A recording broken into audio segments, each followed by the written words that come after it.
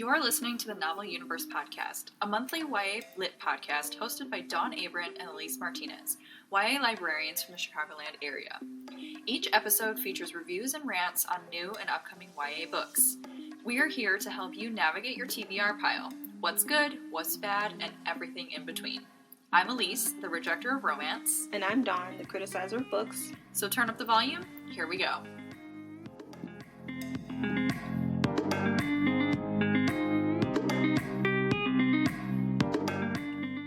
Welcome back to the Novel Universe. We are doing our May reads, May reviews and rants. But before we begin, we'd like to remind you that if you like what you hear, you can follow us. We are on Apple Podcasts. Spotify doesn't seem to be updating. I don't know what's going on. It still has old stuff, and it doesn't update. It's supposed to automatically update with our RSS feed, and it doesn't, so I got to figure out what's going on there. And Well, thanks for doing that. yeah, one day. Yeah. Google Play. Yeah. All right, so before we begin, let's talk about ALA is a library conference. It is an annual conference for librarians and school librarians, public librarians, academic librarians. Really, anyone who works in a library. Pretty much. Yeah. It's a fun time. It is fun. You get a lot of free books. Yeah, it's about 15,000 to 20,000 people go. You got sessions, educational sessions, and we have a conference exhibit hall, the big exhibit hall that we get. So if you are not a librarian, but you are familiar with BEA and BookCon, it is similar, but more educational. Yeah. The exhibit hall is quite similar. Yeah. All the publishers are there, and they give away, but they give away more books than BEA. Significantly, because they're obviously thinking that you're going to read them, either pass them along to your teens and or buy them for the collection. So, they really want to get them in librarian hands, which is great. Yeah. So, I would like to say that librarians are the OG influencers. Heck yes! Oh, man. That is the show title. That's the show title. And my new favorite quote that I'm going to put all over my social media. Oh, jeez. Wow. Yeah. So I can true. come away, in past conferences, I have probably come away with 100 books, and I wasn't even trying that hard. Oh, 100%. You could literally come away with way more than that. It all depends on how much shipping your library will pay for, or how much you can physically carry back with you. Yeah. That's what limits what you do or don't take, at least for me. Yeah. So what are some titles you're particularly looking forward to seeing? Well, /grabbing? I really wanted The Ninth House, but I got it on 805. No, I didn't. I got it from the publisher. Yeah. Yeah, but it's not on NetGalley, so don't go not. looking. Sorry. But they were only giving it away at a breakfast, and our flight is that day, so I couldn't make the breakfast, but I already have it, so woohoo for me. Rebel by Marie Lu, I liked that series. That is the 4th book in the Legend series. I had to think for a second. I haven't been too excited about her 2nd and 3rd series, so I hope she doesn't ruin it. Maybe I shouldn't get it, because I kind of like how it ended. I don't know. So wait, this was a book that she was like, oh, I'm not done. Yeah, I guess they wanted another book, because I think that's her most popular series. So they're like, let's circle back to your most popular series and see if we can squeeze more cash out of that hound or whatever. Wow. Cow. That's funny. I think the book I'm most looking forward to getting is Vow of Thieves by Mary E. Pearson. There's a lot of books that I want to grab. Oh, and also the Call Down the Hawk, which is Maggie Stiefvater's new book. Yeah. So those are the two that I really, really want to get. We got invited to a dinner for her, and I think they were only giving away a excerpt at BEA. Fingers crossed it's the whole book, because I don't do excerpts. I'm not going to remember that crap. What is the point? It's just like tease. It's just a big tease. It's not fun. Yeah. So hopefully we get the book. I would like to get The Toll, which is book 3 in the Sight series by Neil Shusterman. I doubt they're going to give that away. It is very popular. It is a 3rd book in the series, so usually they don't. But here's hoping. Sometimes publishers will have stuff stashed away under that little carpeted table that they only give if you specifically ask for it. Yeah, it's very hush-hush. And they like look around to make sure no one else is looking, and then they like kind of sneak it to you. Because another reason that I like ALA more than like BookCon/BEA is that it's set up like a storefront, so you get to walk up and like browse the books, and they walk up to you. Is there anything you're looking for? And you're like, yeah, blah, blah, blah, titles. And they're like, oh, yeah, I can, and then they'll literally go get it and give it to you. It's like, this is a dream come true. Yeah. So, yeah, if you ask for those titles, they may... You don't have to... There's no... the table. Every once in a while, they'll do a galley drop. The only time I've had to stand in line for a galley drop was Strange the Dreamer and, like, book 3 in the Cinder series. I have never had to stand in line for a galley drop at ALA. They usually just... They're just on the table. They're just on the table, ready for the taking. I think those are the biggest books. I have a lot of books on my list here, but those are the ones that I'm just like, hoo-hoo. The only thing that BookCon has over BEA or over ALA is authors. ALA doesn't have as many author signings as particularly not BEA. This year. Yeah. So the only two I'm getting signed are Elizabeth Acevedo and Marie Lu. Leigh Bardugo is going to be signing at her event, but I've already met Leigh Bardugo. I sat at a lunch table with her, a whole table with her for hours, so I'm good on the Leigh Bardugo front. The only people I'm planning on seeing are graphic novelists. Yeah. Like, the YA novelists, I was like, I either am just ambivalent about or not really wanting to stand in line, so I want to do the author that wrote Check Please, Brendan Fletcher, who wrote a couple of new, like, huge graphic novel series, Isola, and then Jen Wang, who's The Princess and the Dressmaker. So she's pretty huge. Yeah. All right. On to all of our May books. I read a lot. lot. May was crazy. It was a lot of books, but I wouldn't necessarily say they were all great. Exactly. I was overall disappointed by May. Unfortunately. I am highs and lows. You're middling? Yeah, middling is the one. Who's going first? Me. Okay. So a lot of the books we read were the same, so we'll kind of talk about those. The first book I read was Kingsbane by Claire Legrand. I predicted a 4.5. I ended up DNFing at 70%. Yep. I predicted a 4-star, and I also DNF'd because of a variety of reasons. Oh, yeah. This book lacked the clarity and cohesion of the first book. The first book had a very clear, structure, direction.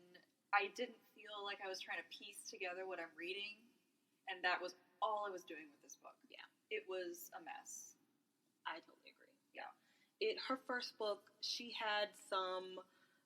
I love a good prophecy. Dawn loves a good prophecy. She had a great prophecy, and it stuck to that prophecy. Yes. This is the only thing we're focusing on. Yes.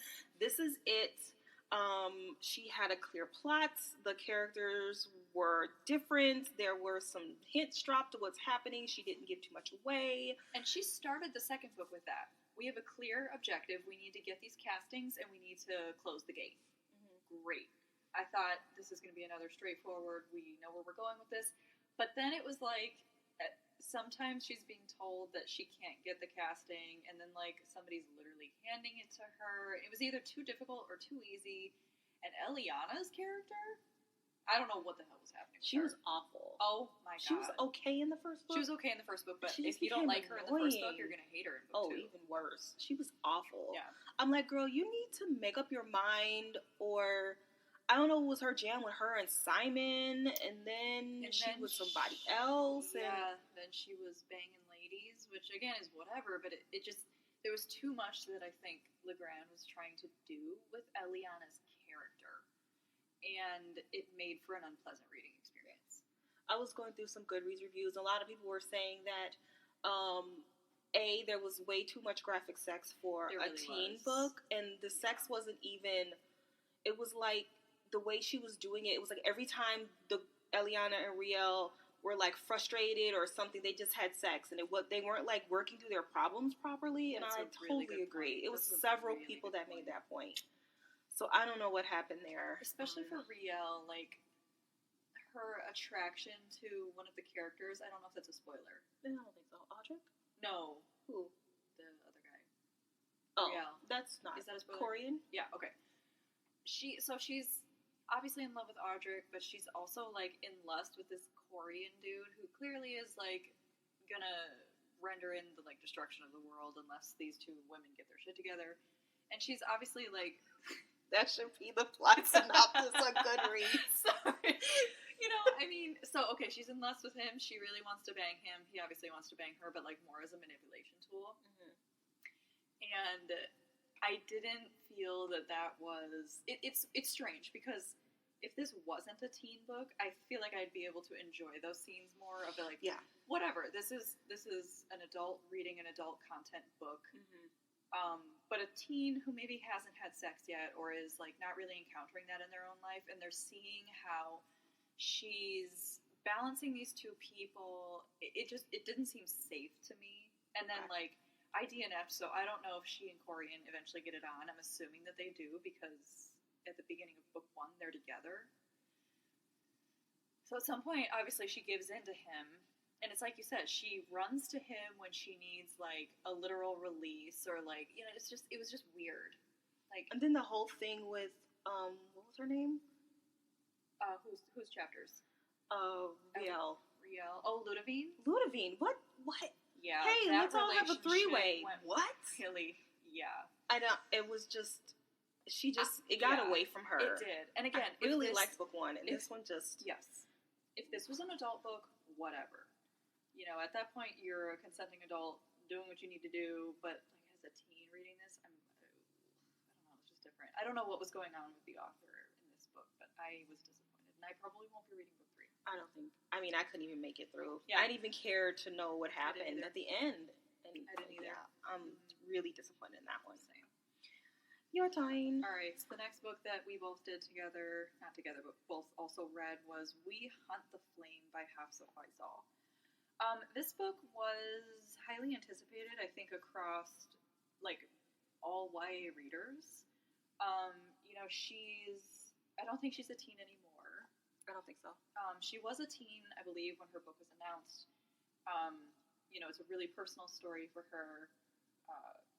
It's just like her story, and this book is something that a lot of people wanted to rally behind, and, you know, she obviously has her fans, but this, for me, was a disappointment.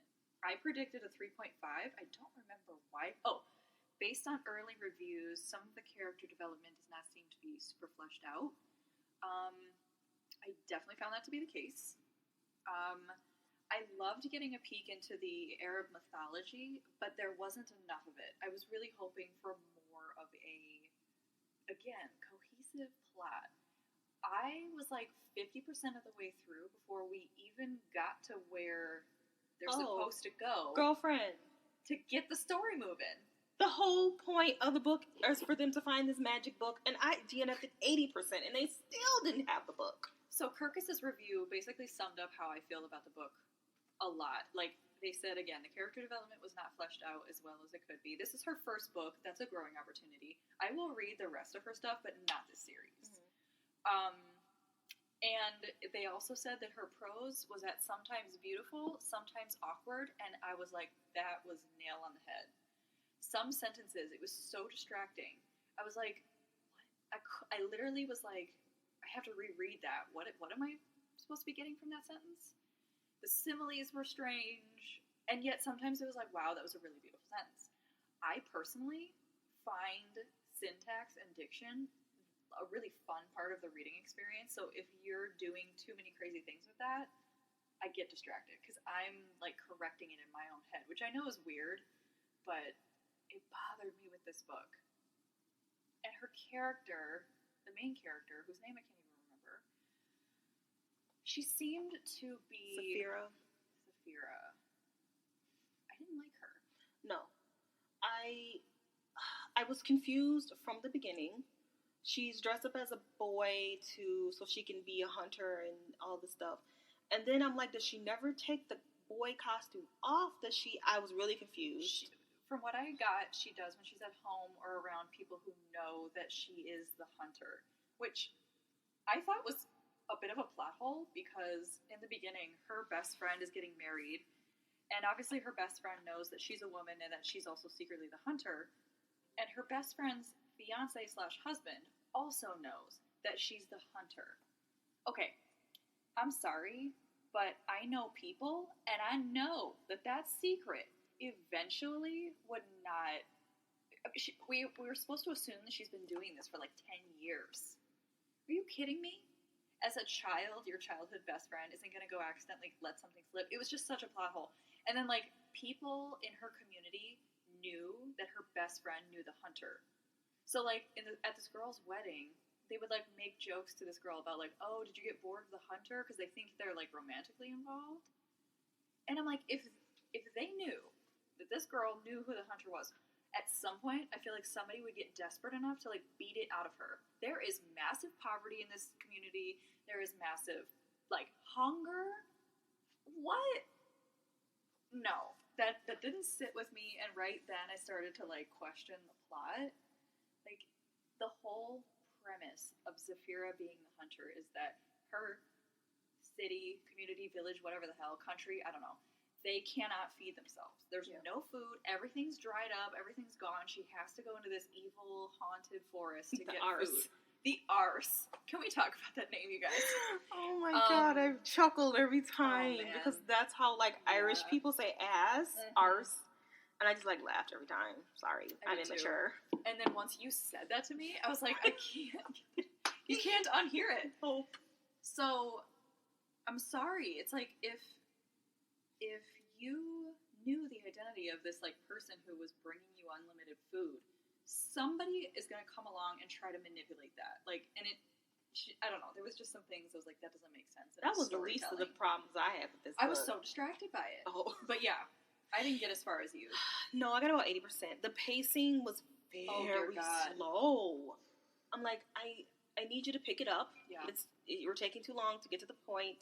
And then at one point when she reveals that she's a girl, it was so anticlimactic. Yes, I was literally... I'm like, am I supposed to be like... I know. And she's like, the fiance pumped his fist in the air. I was like, nobody is doing that in ancient Arabia.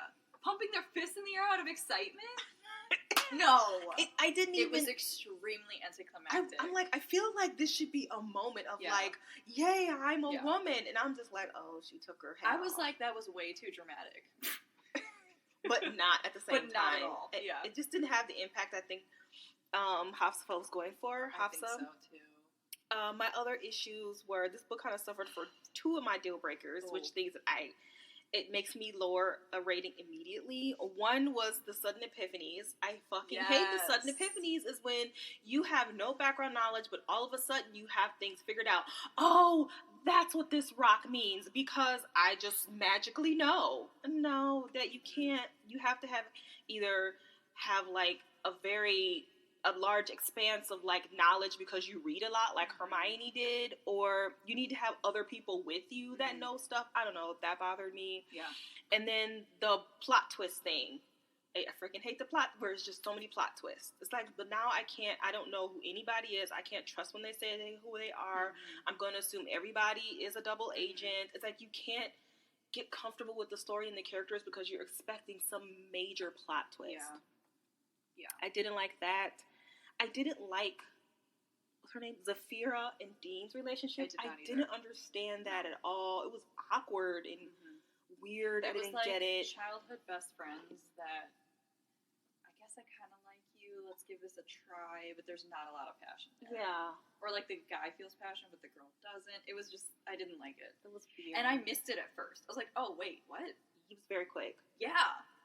That's a spoiler. We're not going to say. One thing.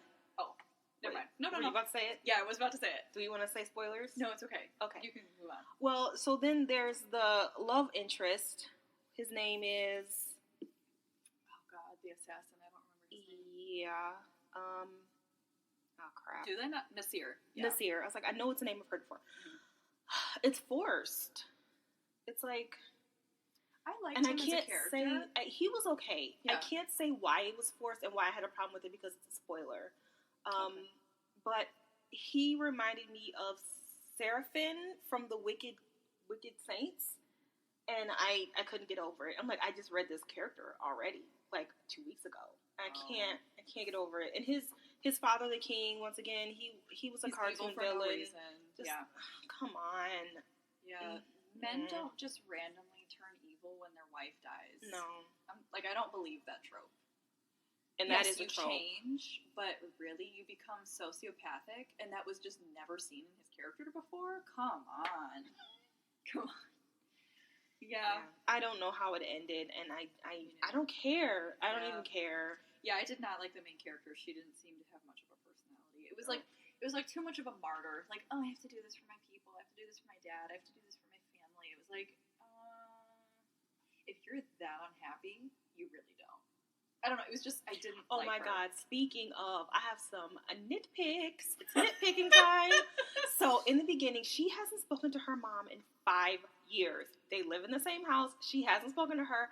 All of a sudden, she's got to go. Yeah. And then she talks to her mom. After 5 minutes, they're best friends in love again. Really? You couldn't have talked to her 5 years ago and have her explain to you? Yeah. And another nitpick I had That's what I'm saying. It's like, she's such a martyr. So it's like, I'm falling on my sword. I'm doing everything for everyone. If you show weakness, you're not as good as me. It's like, you don't just get over that. That's a deep-seated personality thing, and one conversation with your mom is not going to change that. That's a good point. The characterization is all over the place here. If you're a martyr for life. 100%. Look at Trump. He's a martyr.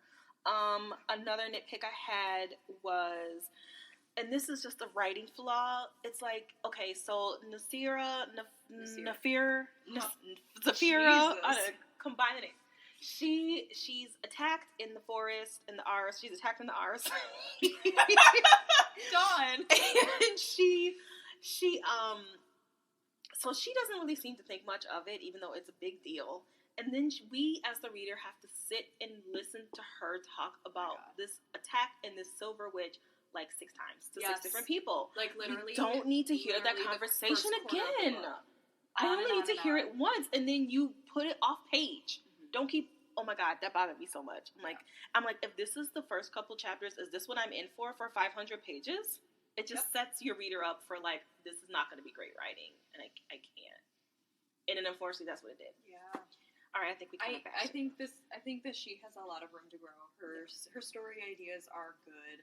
I look forward to reading more of her books, but this series will not be one that I finish. Yeah. Hopefully, I'm sure she will. There is a lot of room to grow. For sure. We need her representation. I think that's great. Agreed. But yeah, we need some growth. Mm-hmm. All right, I think those are only 2 books we read that were the same. Okay, so my next book is Candle and the Flame, which is also, was it Arabic? I never want to say it wrong, so I just kind of not say it. Mm-hmm. Jinns and Ifrits. Okay, so this one I predicted oh Lord have mercy, where's my prediction? I predicted a 4. I gave it a 3.8. This one was a little bit better. Shut up, Elise. I can't give it a 4, but I'm not going to give it a 4. A 3.5. But a 7.5 is too low. Oh my God. Oh my God. A 3.8. You're so extra. Okay, so this book also had some issues. The main character... Do I need to say what this book is about? No. Just Google it. Okay. Yeah, just Google it, guys. The main character was a problem because in the beginning of the book, she is, she's a normal girl. She's poor. She has to walk really far to go get supplies. And on her way, she goes to get a flower to this old lady who kind of, they're the only survivors, and she really likes the old lady. She's kind of a grandmotherly figure. And that's really all you get from her.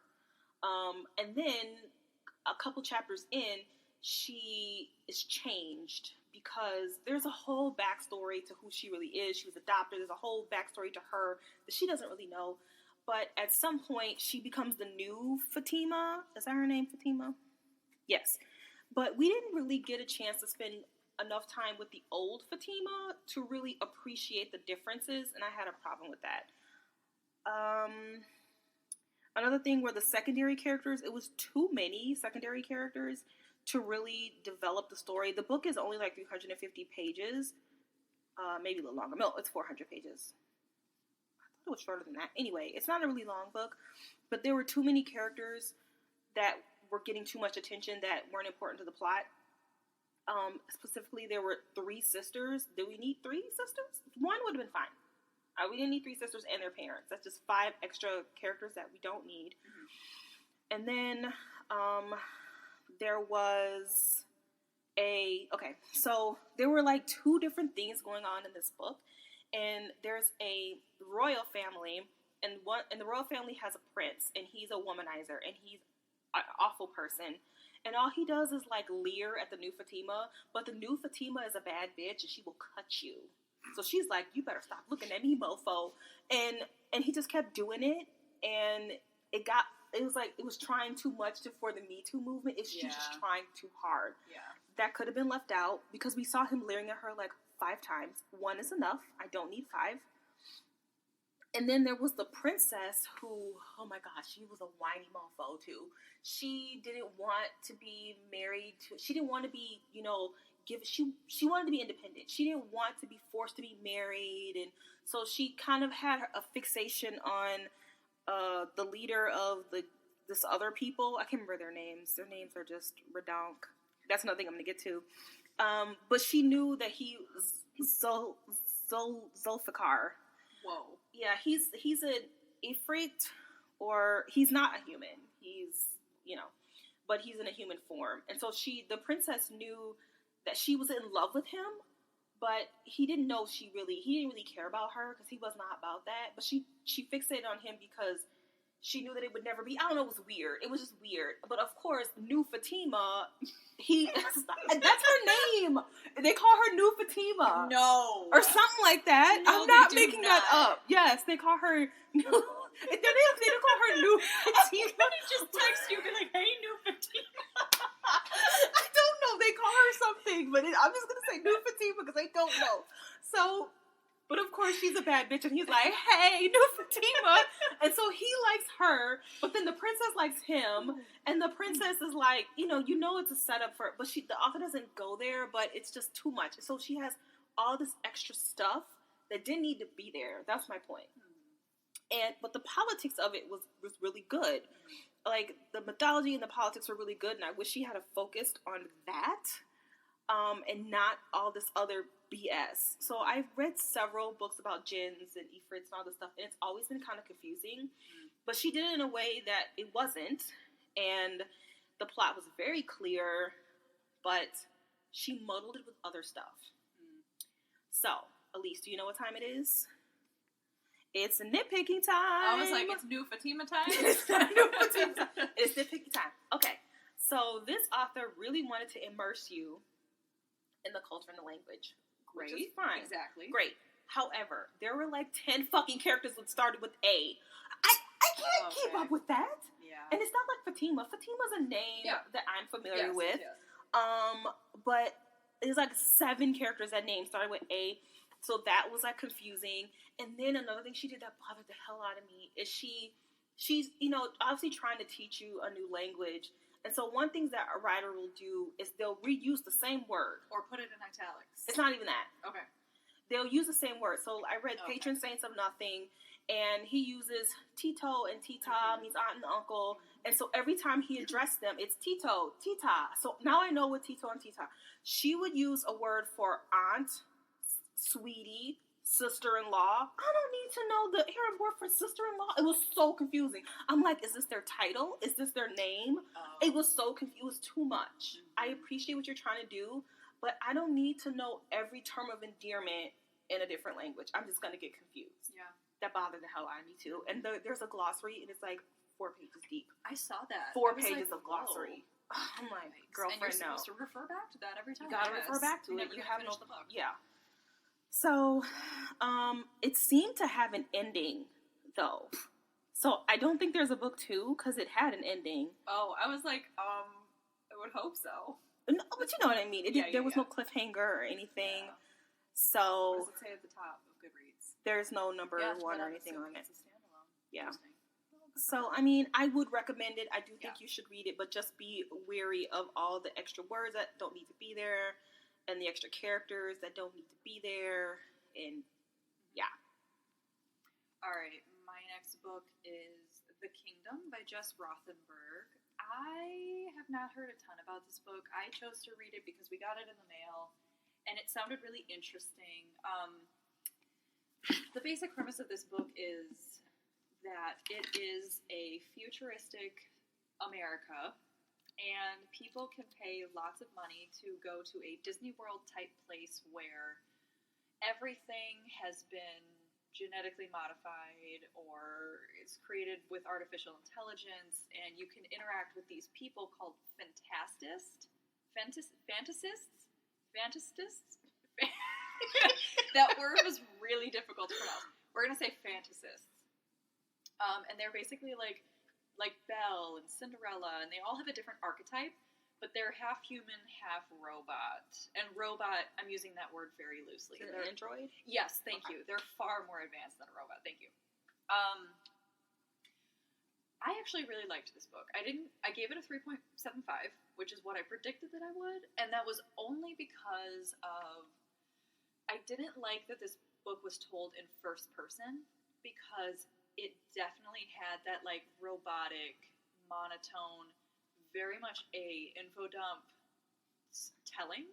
So it's a murder mystery. It's also honestly a really adept like exploration into humanity and what we would do to things that we could just create out of nothing.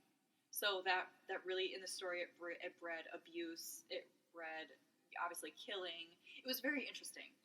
Mm-hmm. So in this book, you see like the caretakers just like hurting the animals because they don't give a shit, because they know if they kill this animal, oh, there's another one already growing in the lab.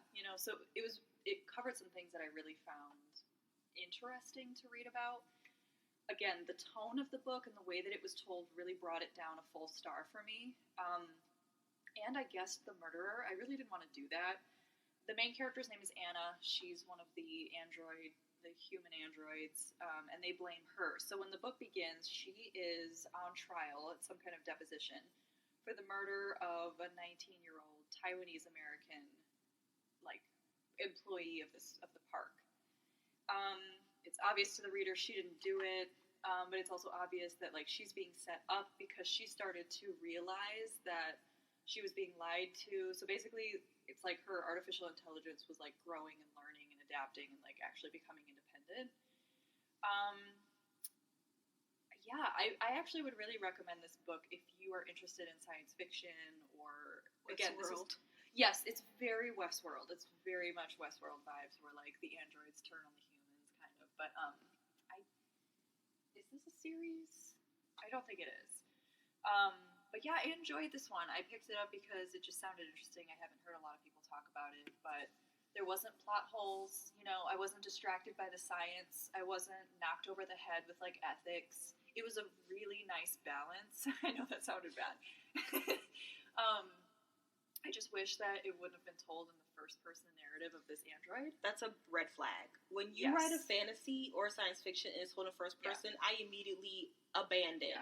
Because it's going to be all info dumped. It was. If it is not alternating POV first person, like literally, she will be walking through the park, just like explaining things to the reader. This is what happens over here, and this is what happens over here, and sometimes I do this with my sisters. And I was gonna say, maybe it was supposed to feel like she's a guide. It is because that's what she is. Okay, and I got that, but it just dulled the story a little bit, and the story itself is really good. So I just wanted a little bit more of a nuanced presentation. But yeah, really, really solid effort. I don't know if this is a debut. I will be reading more by this author. And if it is a series, which again, I don't remember, I don't think it is. But I will. You keep turning and looking because I've got enough on here. Like, why do you keep turning? Yeah, I don't think it is. But it was really good. I would recommend it if you're a librarian and you're looking for, something about AI or just a really good science fiction book. So that's The Kingdom by Jess Rothenberg. All right. The third book I read in the Fire series, because it's like 3 books I read with the damn fire. We Hunt the Flame, Candle in the Fire, Now with the Fire on High by Elizabeth Acevedo. I predicted I wrote this stuff down. Why can't I never find it? Oh my god. Okay. I predicted a 4. I gave it a 3.5. I predicted a 4 because I liked Poet X, and I was expecting more of the same, which I did not get. So I read fantasy. I read a lot of fantasy. Yes. And there are a couple of reasons why I will read contemporary. One is because it is hypey, or it is like probably going to get awards, and so I want to make sure I read like the critical books. Or two, I need a palate cleanser, because sometimes fantasy can get really, it can make you lose faith in fiction sometimes, because you can run into several bad fantasies, and usually contemporary is pretty good, so I kind of like use it to like restore my faith in fiction and teen fiction, and like, okay, I need a good book just in between all this garbage that I read. So I chose With a Fire and High, and when I read realistic fiction, I basically expect to be moved. Mm-hmm. I expect to cry, I expect to laugh, you expect to freaking dance, cry? Or scream or sing. I expect to be moved, people. If I am not moved, I am not going to like it. And I was not moved by this book. It was a very pleasant story. It's about a girl. She's a teen mom. She's a senior. She goes to a performing arts school, and she likes to cook. She's a home cook, and they offer a culinary class, and she's like, yes, I'm going to take it. I have not read a lot of books with teen moms, but I can imagine that they're probably not very happy. Mm-hmm. But this one was very positive. She had some positive adults in her life. She loved being a mom. She loved her daughter. It was fine, but I consider this to be a starter book. This is not a critical book by any means at all. This is for a teen who is a reluctant reader, who possibly there's a brown girl on the cover. So, sometimes, if you have a lot of, Black and Latina kids in your library and you're looking for something that they will see themselves in, this is a good book. Our main character is half Puerto Rican, half Black. She has a big butt and big lips and nappy hair, so they can see themselves in her. But other than that, I wouldn't give this to a book club, because it's not a critical book. I believe Poet X was very critical, and this one was just not. Our main character was, and this was the thing that bothered me about the book. I expect a high level of writing from Acevedo, and it was just not. The main character, like I said, she's a home cook, and so she's in her culinary class, and her professor is like, you cannot change the recipe in a restaurant, because people go read a menu, they know exactly what's in it. You can't change the recipe because they might be allergic to something. It's not what they're expecting. You're changing that chef's menu. That's rude. And she just bitches him out for it. I'm going to do what I want to. This is nasty. No, she would get fired. And I'm like, yeah. And then she just kind of drops the class. And as a reader who's read several books in her life, and as you too, she's going to grow. She has no room but to grow. And be like, oh, doy, maybe I should have listened to my professor and not add crap to food. It's that level of writing, very surface level. There's no critical mass in that at all. Only if it's a kid who doesn't read a lot. There's clearly a different audience in mind. It must be. Book. Yeah.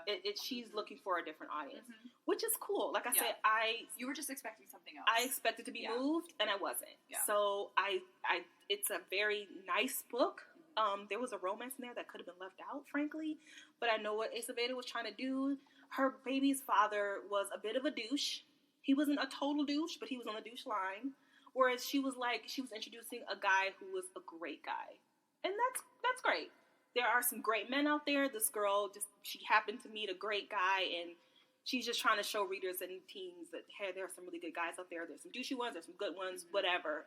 But it didn't add much to the story. It was just...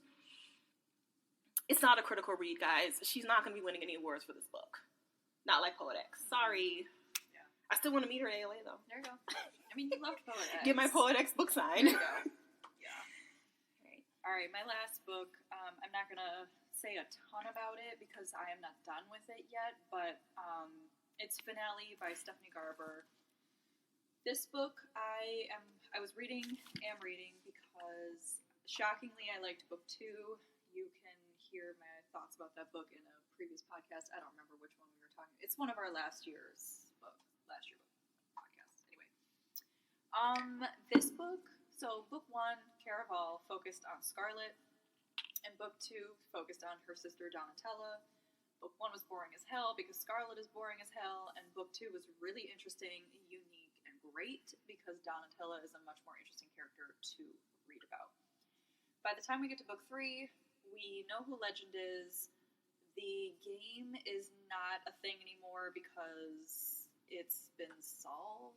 I mean, there was like Legend needed the game to happen for a reason. That has now been resolved. But now the new conflict is that in order to fix this conflict that Legend has, they needed to like unleash these godlike characters called the Fates. And we find out that Scarlet and Donatella's mother was one of the Fates. Okay. I was going to ask you if you found out what happened to the mom. Yes. So because that has been resolved, now their mom is physically with them, but something has still happened where like the Fates are kind of hovering in between this, like physically they're here, but spiritually they're still trapped. So she's got to like save her mom, but that's in conflict with Legend because in order for Legend to be free of this affliction or whatever, like his power is weakening, he needs the Fates to die because then he gets all of his power back. So there's some tension there. Scarlet, I couldn't even tell you. I don't know. I don't give a shit. But it's good. If it continues along the same line, I'll probably give it a 3.75 or a 4 again. Last year, I think I gave whatever the second book is called.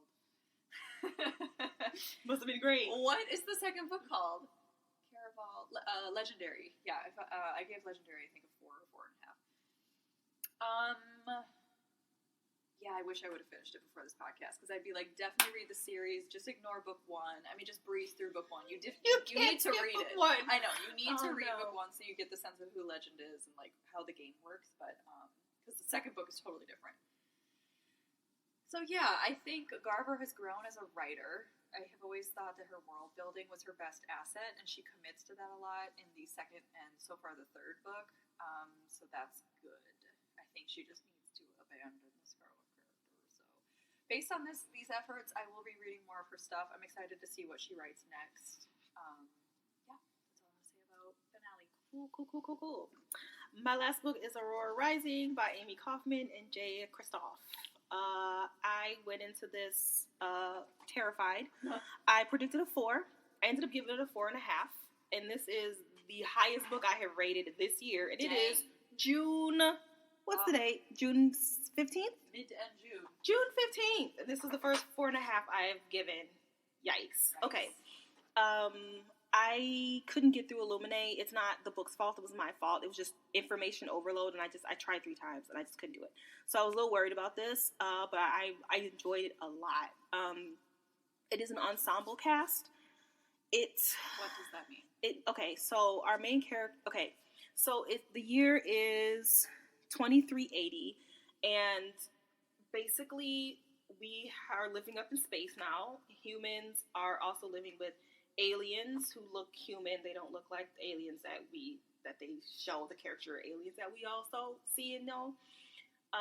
And so now you can go to school up in, I don't know where they are, they're in some planet, and they're in school, like high school, but they're training to be pilots and medics and mechanics and diplomats.